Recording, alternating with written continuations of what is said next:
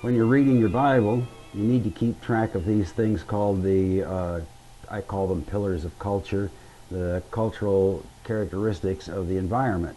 These biblical writers were in an environment of culture. They were speaking to people of the same culture, and the message of God had to be decipherable by both the writer and the audience.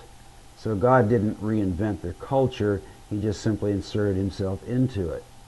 What makes the deity definition special is that the deity definition of the Hebrews was different from their neighbors. And to look at that and figure that out, we have to go to an early section here in Genesis and take a look at Abraham, what I call Abraham's genius, or the genius observation of Abraham.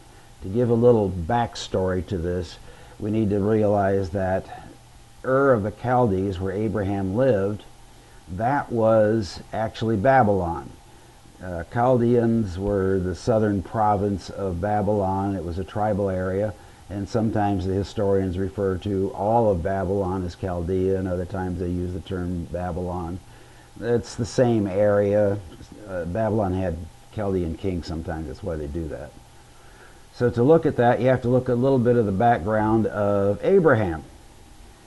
Abraham was raised in an environment where they had many gods, and not just a few gods, I mean many gods.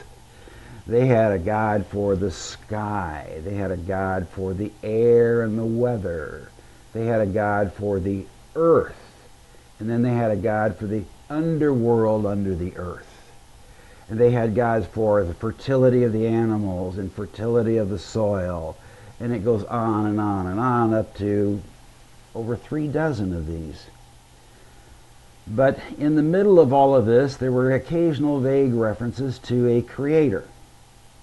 But the creator apparently didn't have anything to do with them directly. They dealt with them through these lesser gods. So the Babylonians worshiped these smaller gods, these lesser gods, less powerful gods. And those are the only ones they were concerned about, and Abraham was raised in that culture.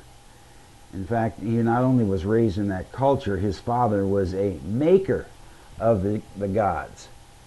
So Abraham was raised in a shop that made idols. Now Abraham was unique, he was special, because Abraham made it a genius observation. The Babylonians had assigned to the stars the names of all these lesser gods, and they thought of them that way. They also thought of them as inhabiting their idols. So when Abraham is thinking about this, he's watching the stars and watching the idols. Well, the idols don't do anything. They just sit there and collect dust. But the stars move. That's why they thought they were alive, because they traversed through the sky. Now Abraham made an observation, and I'm not saying this is absolutely true, but I like to think it is. So let's go to someplace out there in the Mesopotamian Valley, and let's consider the genius of Abraham as he observes the sky.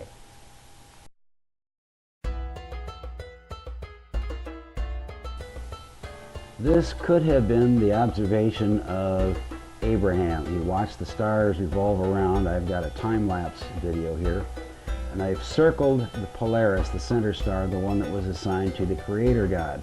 You notice how they all revolve around him, take their instructions from him.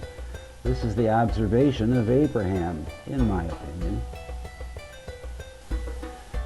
So there in a nutshell is the genius of Abraham. Abraham was more genius than that too, because there's another passage that talks about how Abraham would teach his children.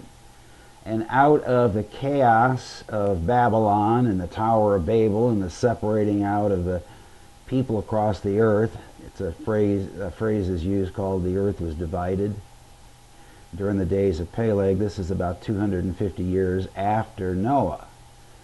So at that time, God is beginning to call out a people unto himself, because the rest of humanity pretty much he gave up on temporarily, because they all went following after these lesser gods, these created beings that the Creator God had made. and they were worshiping them and ignoring him. So he calls out another whole special group, a people unto himself, because Abraham not only made the observation that he would follow the Creator God, he also determined that he was going to teach his generations after him about the Creator God. And for this, God gave him a promise that he would make a nation out of him, that he would build a great nation out of him. But in God's providence, that took about another 500 years. But it always happens. God always makes it come true. So until we go on to the next step in our ladder here of the pillars of culture, just keep looking up to Jehovah, because that is the primary concern.